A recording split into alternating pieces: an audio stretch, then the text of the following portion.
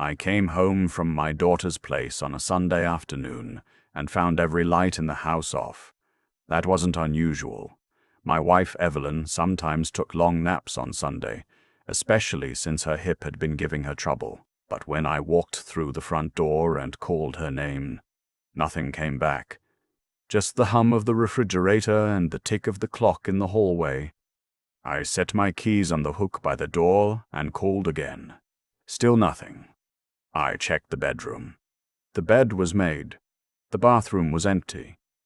I walked into the kitchen, and that's when I noticed her reading glasses on the counter next to a half-finished cup of tea.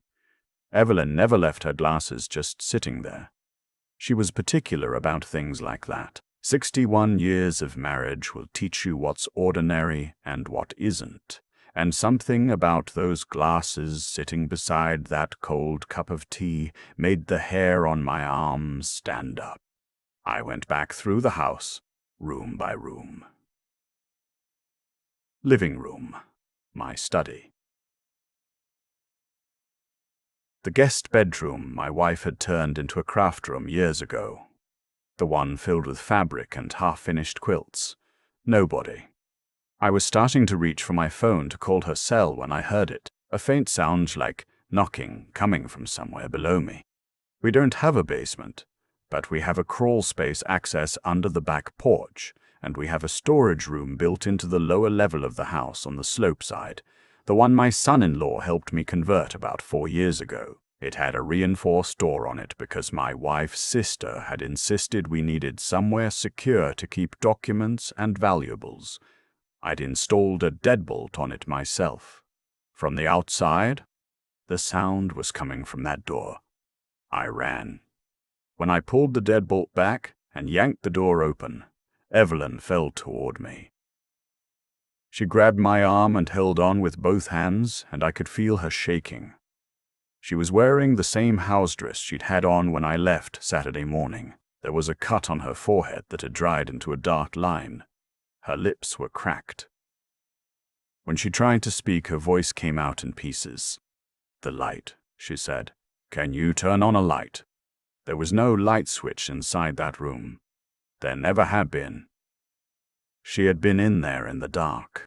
I got her to the couch and called 911. While I was on the phone with the dispatcher, I held her hand and tried to keep my voice steady. I didn't do a very good job of it. The paramedics arrived 12 minutes later. Those 12 minutes were the longest of my life.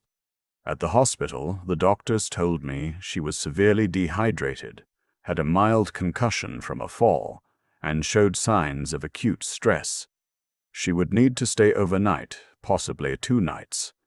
The nurse brought her ice chips and a warm blanket, and I sat in the chair next to her bed, and I did not leave. When she was strong enough to talk, Evelyn told me what had happened.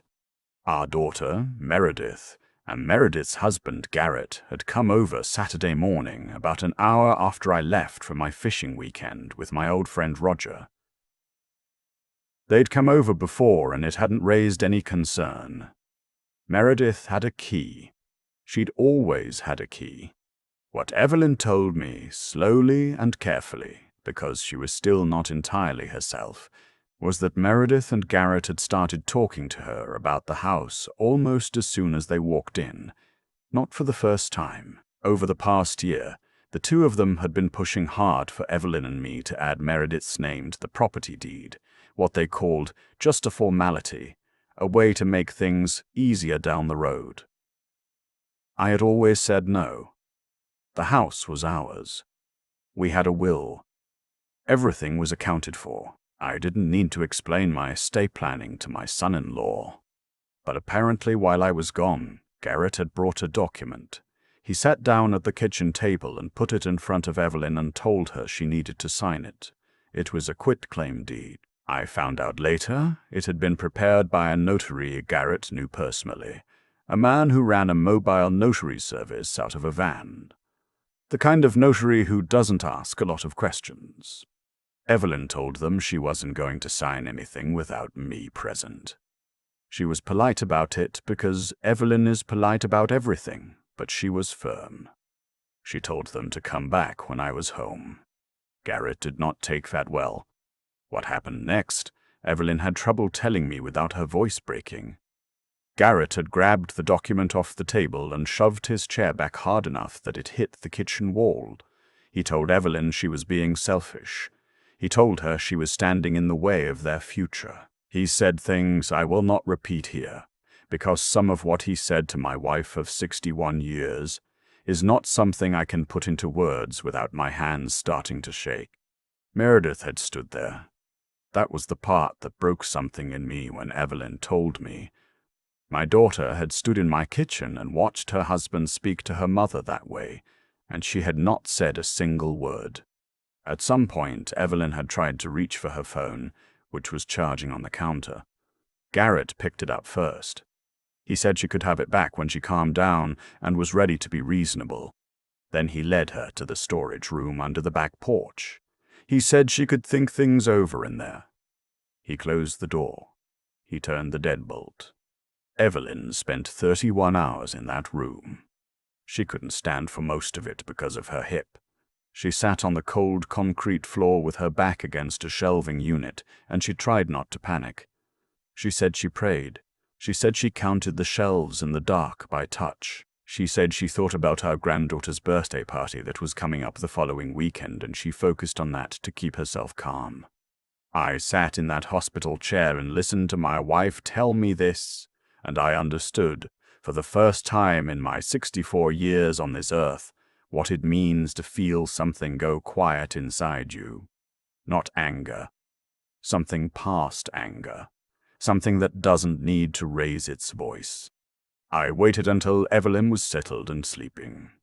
Then I stepped out into the hallway, and I called my attorney. His name is Douglas Hale. I've used him for 30 years. He's a quiet man with a sharp mind, and he has never once given me bad advice. I told him everything. He listened without interrupting. When I finished, he said, "Don't go home tonight. Get a hotel. Don't touch anything in that storage room. Take photographs of the door, the deadbolt, the inside of the room. Call me in the morning." I did all of it. In the morning, I also called the non-emergency police line and reported what had happened. The officer I spoke with connected me to a detective who handled elder abuse cases. Her name was Rains. She was matter-of-fact and thorough, and she did not minimize a single thing I told her. She said someone would come to the hospital to take Evelyn's statement as soon as she was able. Meredith called me twice that Sunday night. I didn't answer. She texted, "Dad, I know you're upset. Garrett just lost his temper. Mom is fine, she just needed to calm down. Please call me." I read that message 3 times. I thought about the cut on Evelyn's forehead. I thought about the cracked lips. I thought about my wife sitting in the dark on a concrete floor counting shelves with her fingers to keep herself from losing her mind. I put the phone face down on the hotel nightstand and did not respond. What I did do over the following week was move carefully and deliberately, the way Douglas had advised me to. I did not call Meredith. I did not confront Garrett. I let the process work. Detective Rains took Evelyn's statement on Monday afternoon. Evelyn told her everything she told me and more. She remembered specific things Garrett had said. She remembered the time he'd closed the door. She'd seen the kitchen clock on her way past it, 11:14 in the morning, and the approximate time I'd opened it, which the paramedics' records would corroborate. Garrett was arrested on a Tuesday. The charges were elder abuse, false imprisonment, and assault. Meredith was not arrested, but was named in the police report as a witness who had been present throughout. I want to be honest about what that week felt like, because I think people assume that when something like this happens and the authorities get involved, you feel some kind of relief right away. I didn't. I felt hollowed out. Meredith was my daughter. I had coached her little league team when she was 9 years old. I had walked her down the aisle when she married Garrett. I had held their daughter, my granddaughter, in my arms 12 minutes after she was born. I'm 64 years old, and I know that families are complicated and people do things under pressure that they wouldn't otherwise do. I know that. But what I also know is that my wife sat in a dark room for 31 hours because my daughter chose her husband over her mother and never once went back to open that door. That knowledge doesn't go away. Douglas moved quickly on the legal side. We filed for a protective order keeping Garrett away from our home and away from Evelyn. That was granted within 48 hours. We also had Douglas draft a formal revocation of Meredith's key and access privileges, and we changed all the locks. Then I asked Douglas what could be done about the quitclaim deed situation. He looked into it and told me that even if Evelyn had signed it under those circumstances, it would have been voidable due to coercion and undue duress. But she hadn't signed it, which meant there was nothing to contest. The house was ours, as it had always been. We also updated our will. I want to be straightforward about this because I think it matters. Evelyn and I talked about it at length, sitting at the kitchen table with fresh locks on every door and her reading glasses exactly where she'd left them. We talked about it honestly, the way we have talked about everything in 61 years of marriage, and we made a decision together. Meredith would not be inheriting the house. I have a son, my son Thomas, who lives in Colorado with his wife and their 2 boys. Thomas had not been involved in any of this. When I called to tell him what had happened, he was silent for a long time. And then he said, "Dad, I'm so sorry. Tell me what you need." That's who Thomas is. He flew out that weekend. He helped me rebuild the shelving unit in the storage room so Evelyn wouldn't have to look at it the same way. He stayed a week. The estate was restructured to reflect what I believe is the truth of things.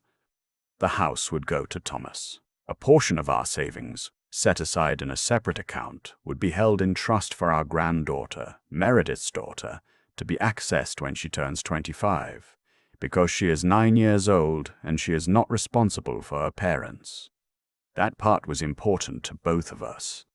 Garrett's criminal case moved through the courts over the following months. His attorney tried to negotiate.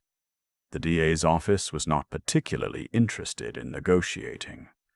Douglas had advised me to let the prosecutors do their work and stay out of it, which I did. I submitted a written victim impact statement on Evelyn's behalf. She also submitted her own, which she wrote herself, longhand, sitting at the kitchen table over the course of 3 evenings. I read it once when she was finished and I had to go outside and stand in the backyard for a while.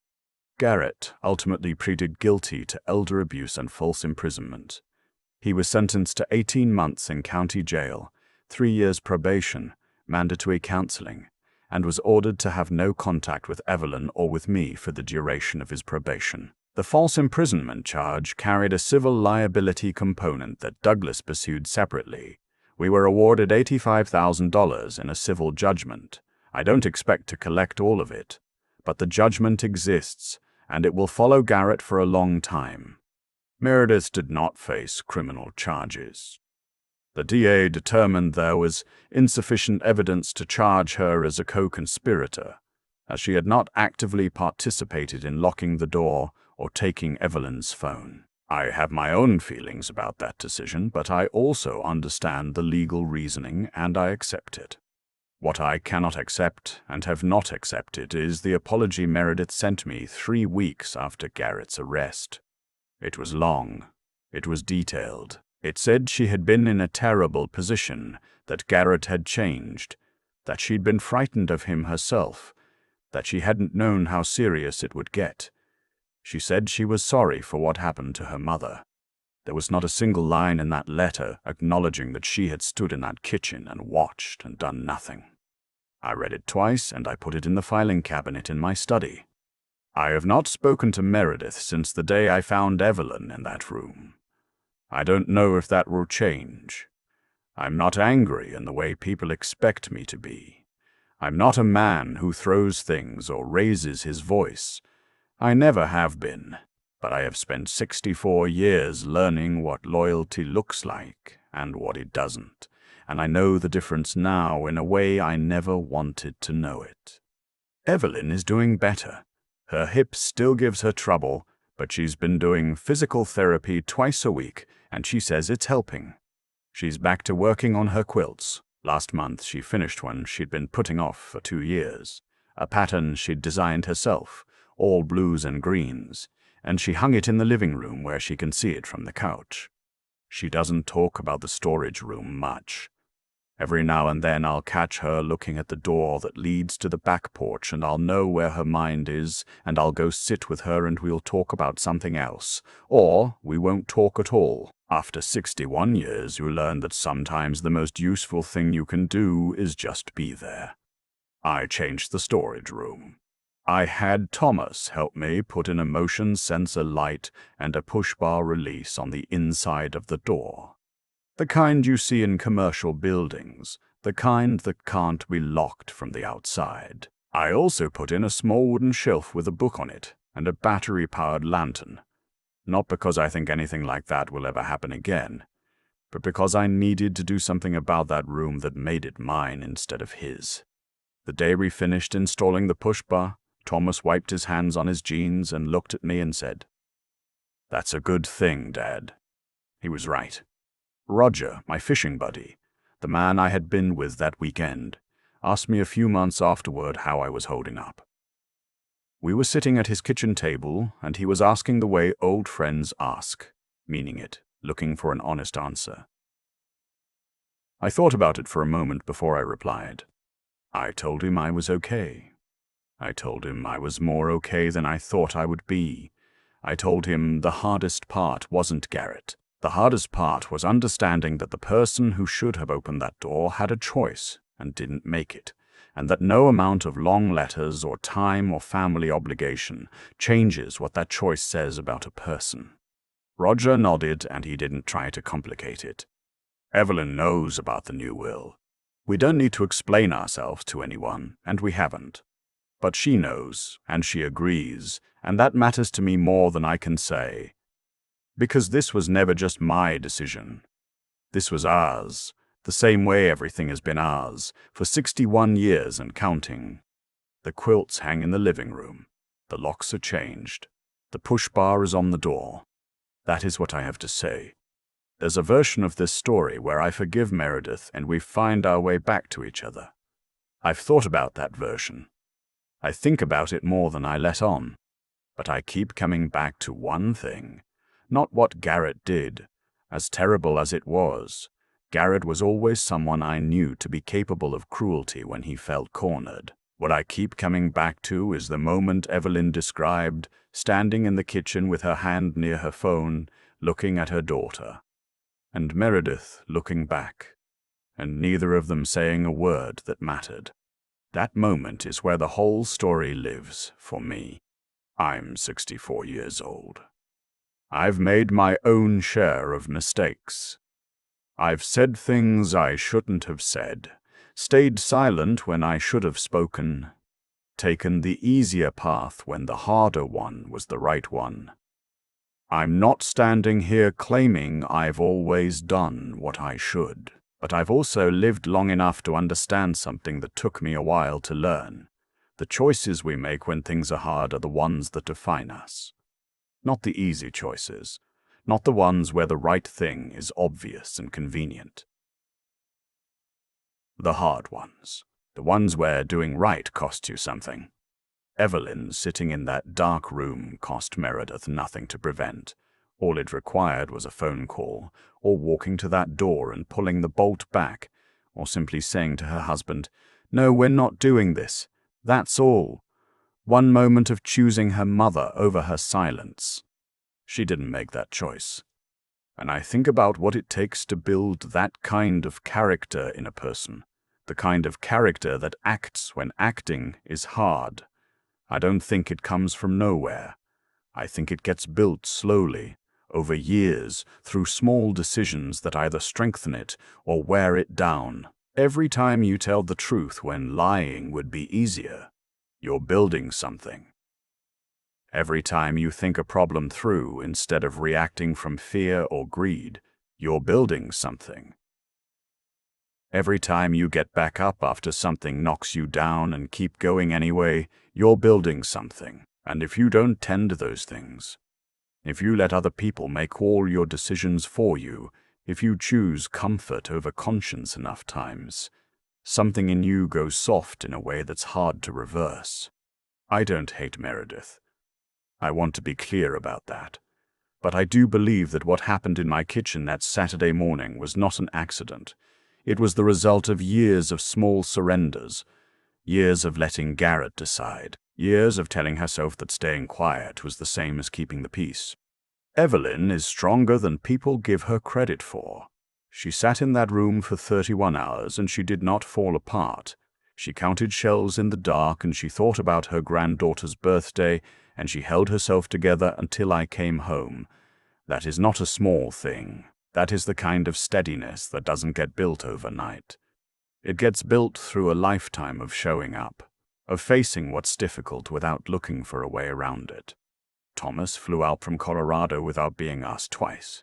He installed a light and a push bar on that door and didn't make a speech about it. He just did what needed doing and stayed a week and then went home. Both of my children had a moment when it counted. One of them showed me who they were, so did the other. I try not to let bitterness take up too much space in how I think about this. Bitterness is a weight you carry that the other person never feels. What I carry instead is something simpler, a clear-eyed understanding of what I saw, and a commitment to making sure the rest of my life, the time Evelyn and I have left together, is built on that same honesty. The quilts are on the wall. The locks are new. The push bar is on the door. I know what I saw, and I know what I did about it, and I can live with both.